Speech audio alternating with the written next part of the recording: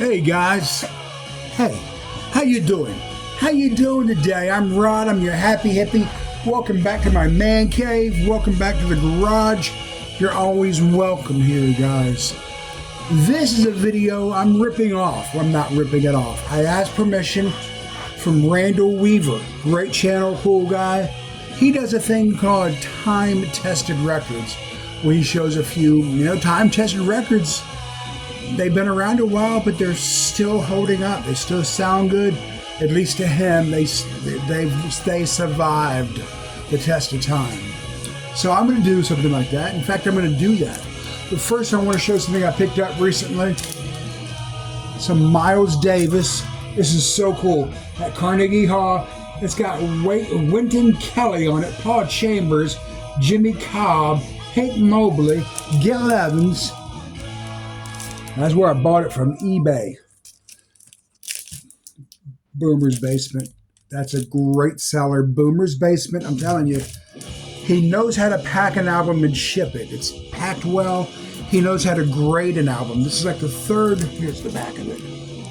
It's like the third album I bought from Boomer's Basement. And it's always right what he says it is, man. He knows what he's doing. Highly recommend this. But it's a great album, man. Miles Davis at Carnegie Hall. Like I said, you got Hank Mobley on here, Wynton Kelly, Paul Chambers, Jimmy Cobb. Oh my gosh, it sounds wonderful.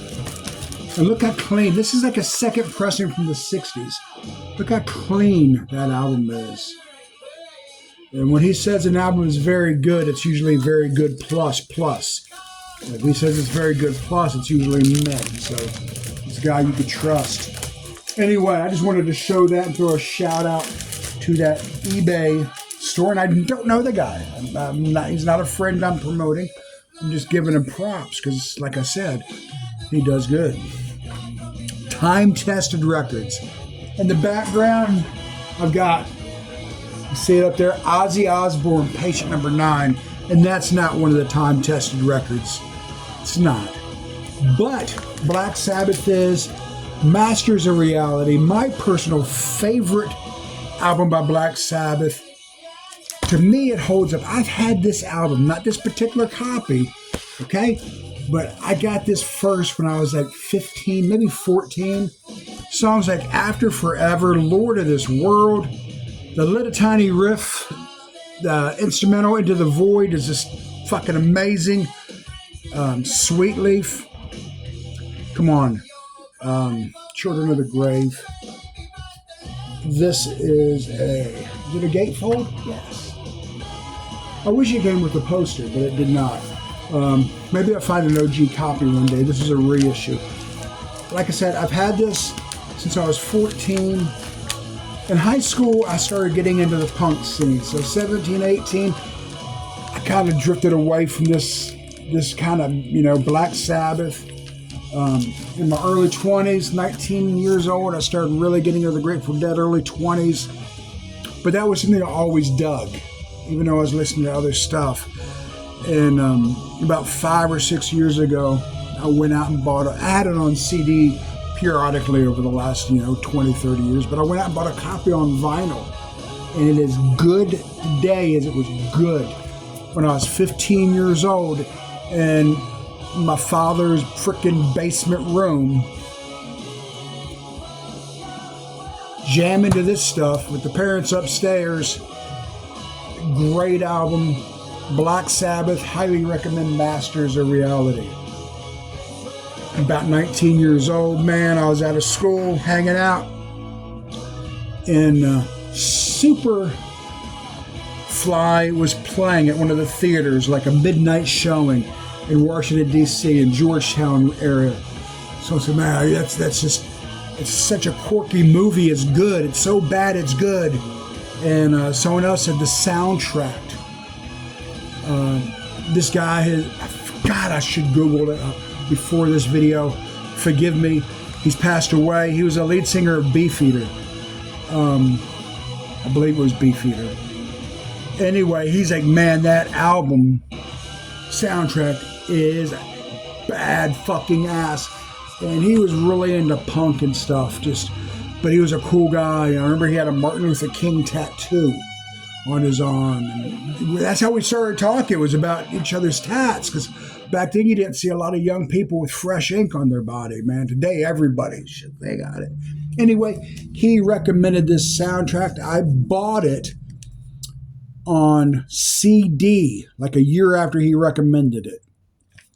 Loved it. Then, even when I was in a radio doing Americana, this is something I still listen to every once in a while. I had to put it on once a month, once every couple of months. Again, I went out and got the album. The album cover is iconic. Look at that. Look at that. And the album slips in there. I don't know if the represses are made this way or not. This is such a funky album. This is such a badass album. I tell you, the ones I like is Let a Child Running Wild. Excellent fucking song. Also, Eddie, You Should Have Known Better. And of course, Superfly, the title track. Time tested. The movie's outdated. It probably could be remade. I think Snoop Dogg should remake it. Maybe he has. I don't know. But anyway, damn good album. And last but not least, Pearl Jam. Got it on CD when it came out. We were playing this. Even though we were Americana station, we were playing the AAA format as well. Some grunge really was badass, and this was one of them. Pearl Jam.